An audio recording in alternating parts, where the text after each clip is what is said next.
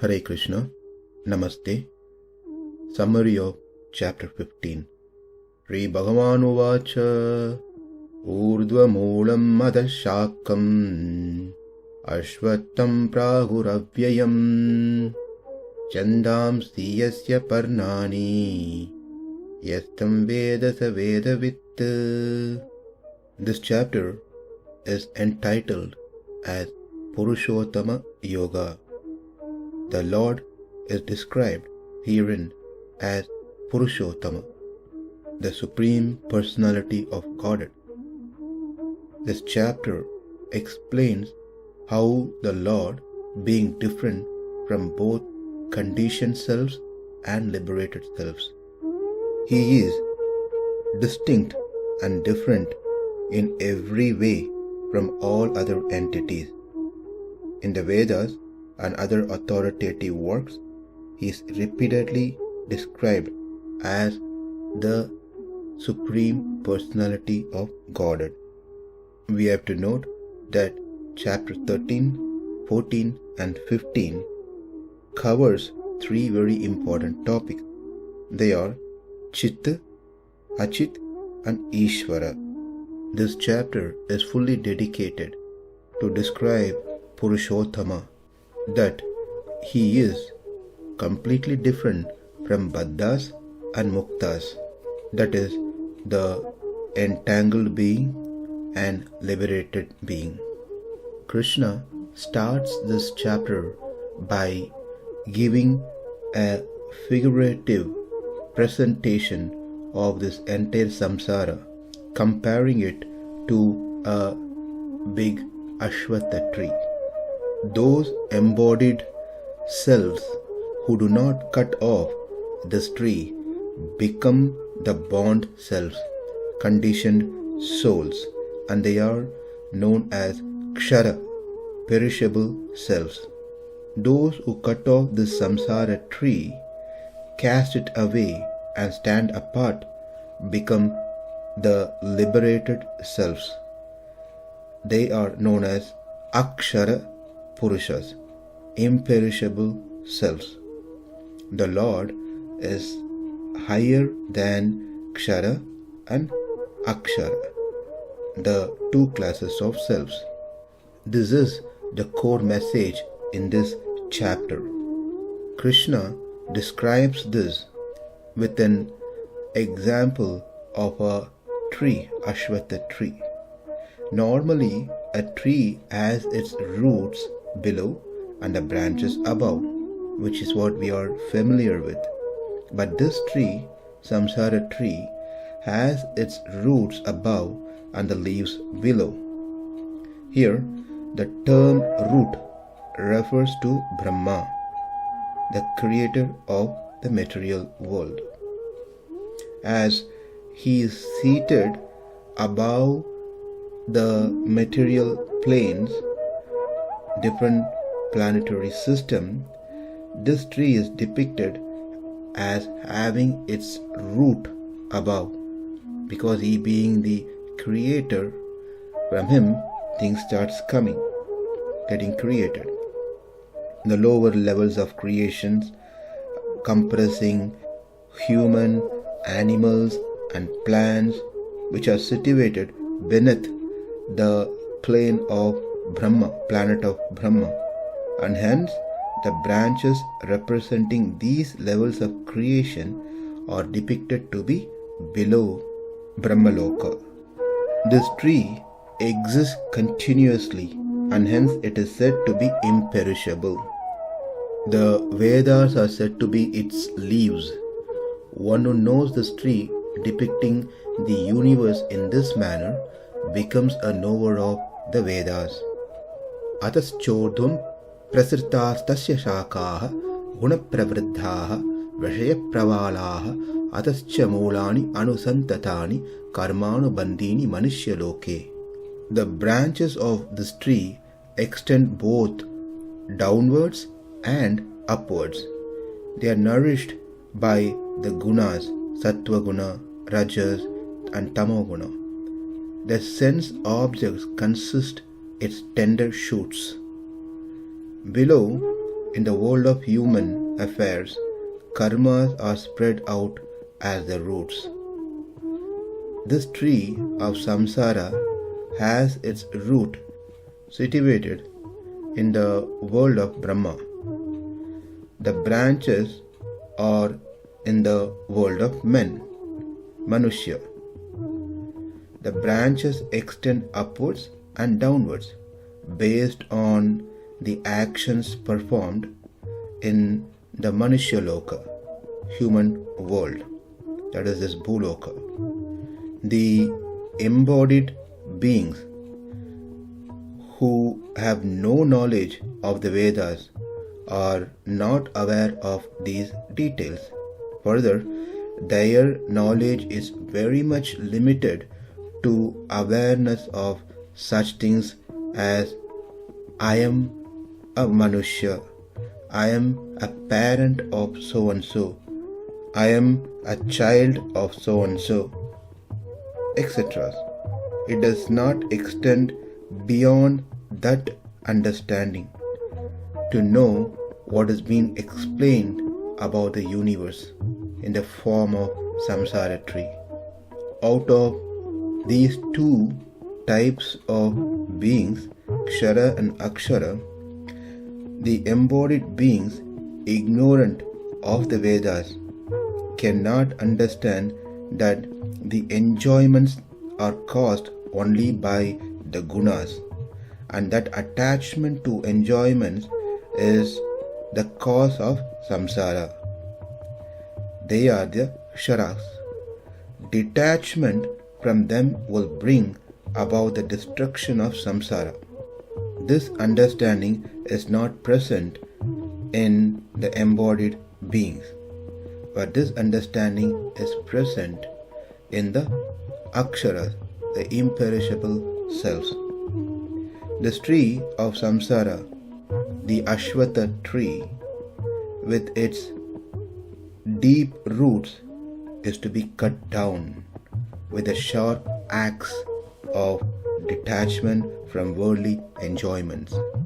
Narupam asya tatopalabhyate nanto nachadir nacha sampratishtha ashwatthamenam suvirudhamulam asangashastrena dridena chitva तथ पदम तत्परिमार्गितव्यम यस्मिन् गता न निवर्तन्ति भूयः तमेव चाद्यं पुरुषं प्रपद्ये यतः प्रवृत्तिः प्रसृता पुराणी.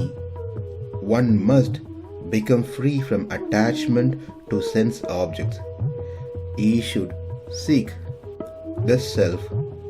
Self is the goal after attaining which one does not return to this world of transmigration. Our ignorance, attachment to enjoyments, etc. are beginningless. It is not easy to get rid of them. The only refuge for us is the Supreme Lord, who is the primeval person. Nirmana moha jita sanga dosha adhyatma nitya vinivritta kamaha dvandvair vimuktaha sukha dukkha samyer gacchantyamodaha padam avyayam tat. The contrary knowledge of perceiving the body as self has to be got rid of. The evil of attachment to sense objects must be conquered. Through these two, one can be established in steadfast in knowledge of self. By these means, desire for material things will dry up. One can be freed of the dualities of pleasures and pains, etc. The real knowledge about body and self sprouts, and with that contradicting knowledge of one being the body and self to be one and the same will be removed. One then attains the nature of the self. Those who seek refuge in Krishna acquire all these through His grace. And Krishna further explains that natat bhasayate suryah na sasanko na pavakah yadgatva na nivartante taddhama paramam mama. Those who have attained this nature of the self do not return back into this world. They do not get bound again to the transmigratory world, which is this Boloka. That supreme abode of mind is not illumined by the sun or moon, nor by fire or electricity. And that self which reaches the supreme abode is part and parcel of me, who is self-illumined as well, like that of the sun, moon, fire. None can illumine it. Mamaivamso jivaloke jivabhuta sanatanaha manasashtanindriyani prakristani karshati. Krishna could understand at this point. Arjuna had a question in his mind that, Krishna, you state that the self who is self-illumined is part of your vibhuti, your glories, your opulence. In that case, should not all the selves, atmas, be of the same kind? Some are nityatmas, they are ever free, perfected selves. Some others are called muktatmas, where all their faults and karmas are completely removed. They are liberated from the samsara. Yet others keep suffering due to the conjunction with Prakriti. They are baddhas, baddhatmas. Why these variations, Krishna? Are they not part of you? Krishna responds, Sharira medavapnoti yacchapi utkramatishvaraha grihitvaithani samyati vayurgandhan ivasayat.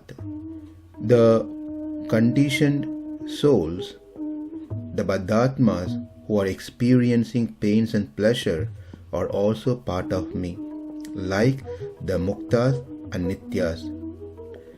These selves are also eternal, like the nityatmas. Nevertheless, based on their beginningless karma, their life is ordained in the world they live in. When passing away from a body, the self carries with it the five senses and the mind from the body, all these being transformation of Prakriti. Through them, the Atma, the self, acquires knowledge and functions. But still, the individual self is very much a part of me. Some of these selves takes refuges in me and get liberated from the samsara tree. Some of the selves do not take refuge in me and get further entangled in the samsara tree. While departing from a body and when acquiring another body, the self, Atma, carries with it these indriyas. The individual self is referred as Ishvara because he presides over these indriyas. Just as the wind, when carrying away the scent from flowers or anything, takes with it the pollen dust also, the individual self takes with it the senses along with the subtle elements. Kshotram chakshuh sparshanam cha rasanam ghranam eva cha adhisthaya manaschayam vishyan upasevate. The Atma presides over and directs the indriyas, the faculties of hearing, seeing, touching, tasting, smelling, and the mind, manas, towards their sense objects, and through them experiences their respective sense objects such as sound, form, etc. Those who are deluded into wrongly identifying oneself to be the body will always think so in all circumstances, while living in the body, while departing the body, while taking another body to experience the sense objects, that they are the body. They are not aware of the self, Atma, in its essential nature as form of knowledge. Utkramantam sthitam vapi bunjanam va gunanvitam vimudhananu pashyanti jnana chaksusaha. But those who have the knowledge to discriminate between body and the self are able to perceive that the Atma, self, is different from the body in all the circumstances. While they are living in the body, while they are ready to depart the body, while they are going through the pains and pleasures in the body. They have the eye of knowledge, whereas the former, the previous one, have only the physical eyes. Yatanto yoginaschayanam pashyantyatmani avastitam yatantopyakratatmano nainam pashyantyachetasaha. Persons who surrender themselves unto me as Lord of the universe and engage themselves in my service get their mind purified. They see the self through the eyes of contemplation. They see it as different from the body, even though dwelling in the body. If they do not seek refuge in me, then they do not get their mind purified. Therefore, their mind becomes incapable of seeing the self. Yad aditya gatam tejo jagad bhasayate kilam yad chandramasi yad chagno tat tejo vidhi mamakam. Arjuna, sun, moon, Agni, etc. dispel darkness and illumine the world through the brilliance of their rays. Even the effulgence of such luminaries is only due to my grace. Gama vishya bhutani dharayamyaham ojasa pusnami chausadihi charvaha somo bhutva rasatmakaha. Entering the earth, I sustain all the beings with my unhindered power. Becoming the nectarine soma, I nourishes all vegetation. Becoming the fire named Vaishvanara, I enter the bodies of all living creatures and along with the vital airs, prana and apana, get digested the 4 kinds of food eaten by the creatures. Aham Vaishvanaro bhutva praninam deham ashritaha pranapana samayuktaha pachamyannam chaturvidam. Now Arjuna had a question. Well, Arjuna's questions are not directly in the chapter, but Krishna can understand Arjuna's question. Therefore, he answers Arjuna without even Arjuna asking the question.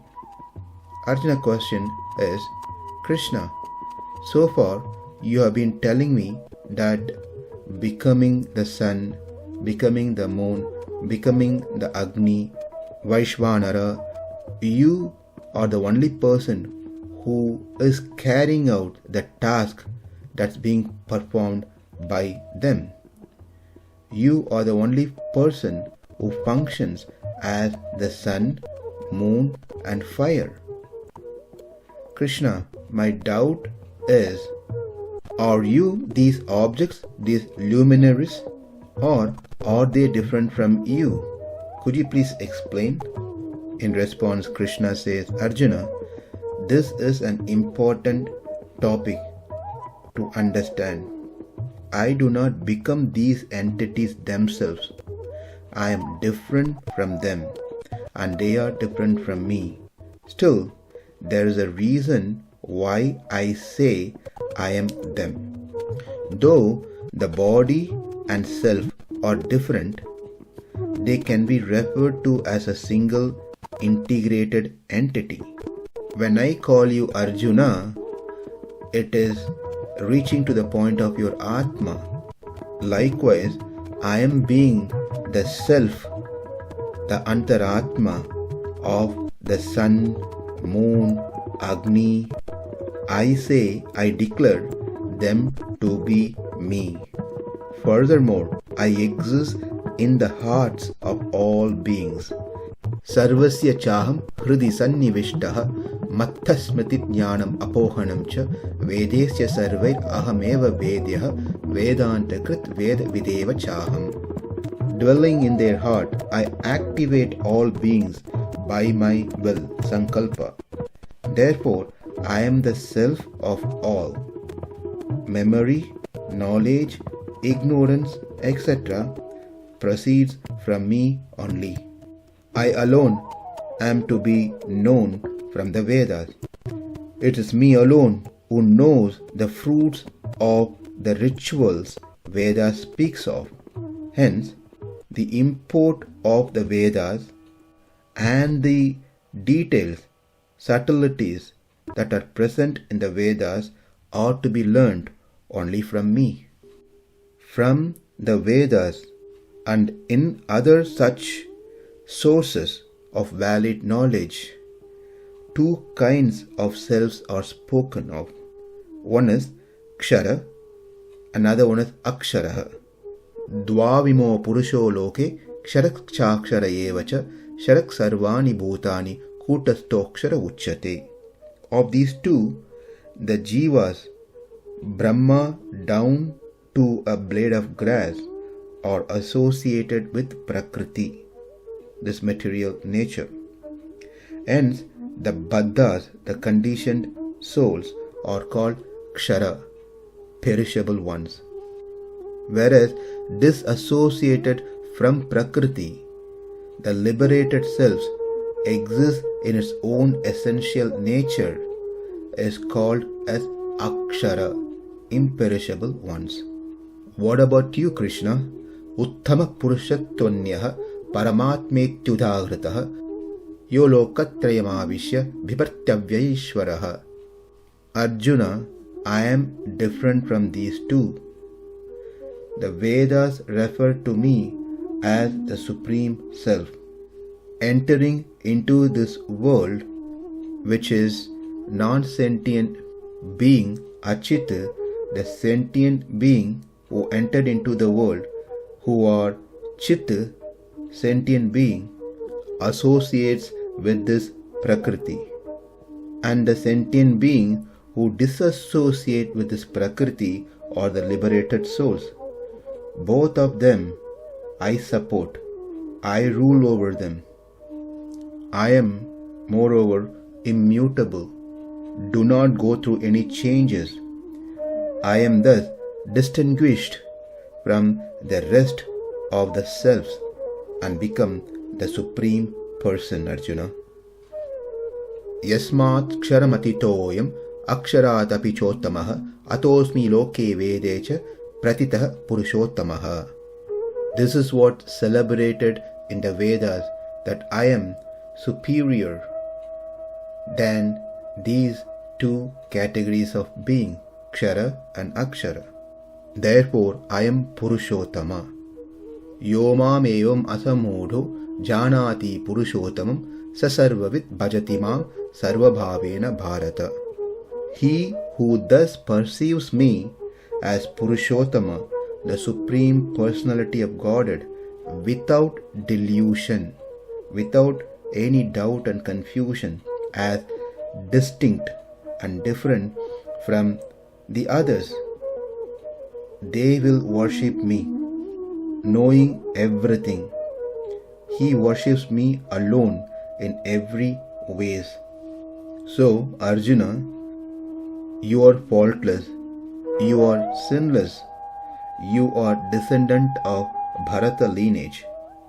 This highly mysterious Shastra has been imparted to you as a worthy recipient for that reason. Knowing this, knowledgeable in the ways of worshipping me, adopt the path of self-surrender. Srila Prabhupada, in his purport, the last paragraph of this Sloka 20 says, while one is performing devotional service in the association of pure devotees, in full Krishna consciousness, there are certain things which require to be vanquished altogether. The most important thing one who has surmounted is weakness of the heart. Then Prabhupada says the fall down of Jivatma caused by the desire to lord it over material nature and ends up giving the transcendental loving service of the Supreme Lord. That's number one. Number one, weakness of the heart due to attachment to the material thing, due to wanting to lord over the material nature. That's number one. The second weakness of the heart that Srila Prabhupada mentions is to become attached to matter and possession of matter. Therefore, the problems of material existence are due to these two weaknesses of the heart. Number one, weakness of the heart due to the desire to lord over the material nature. Number two, weakness of the heart due to attachment to the matters. In this chapter 15, Purushottama Yoga, the first 5 verses describe the process of freeing oneself from these weaknesses of heart. And the rest of the chapter, from the 6th verse through the end, 20th sloka, discusses Purushottama Yoga. Establishing Krishna is that Purushottama. We are so very fortunate. We are having our senses which are functioning properly to hear and learn Bhagavad Gita, and especially this chapter which all about Sri Krishna, his supremacy, which considered to be the most top secret, Guhyatamam. Knowing Krishna to be the supreme personality of Godhead, Purushottama, we have understood the essence of all the Vedic scriptures, and we in fact has fulfilled all that have to be done to attain Krishna. But from this time to the time of leaving our body, we enthusiastically, with full joy, engage in devotional service to the Lord and His devotees. So let's make sure that we have a clear understanding of who is Purushottama, why he is Purushottama. If needed, let's hear this chapter, study this chapter again until we get the grasp of this message that Krishna is Purushottama, Krishna is Paramatma, Krishna is Brahman, and that Krishna is Bhagavan, and it is He who is Supreme Personality of Godhead alone, no one else. Iti guhyatamam shastram idamuktam maya naga yetat buddva buddhiman shyat kritakritascha bharata. Om Tat Sat Iti Srimad Bhagavad Gita Asu Upanishadsu Brahma Vidyayam Yoga Shastre Sri Krishna Arjuna Samvade Purushottama Yogo Nama Panchadasodhyayah. Namaste. Hare Krishna.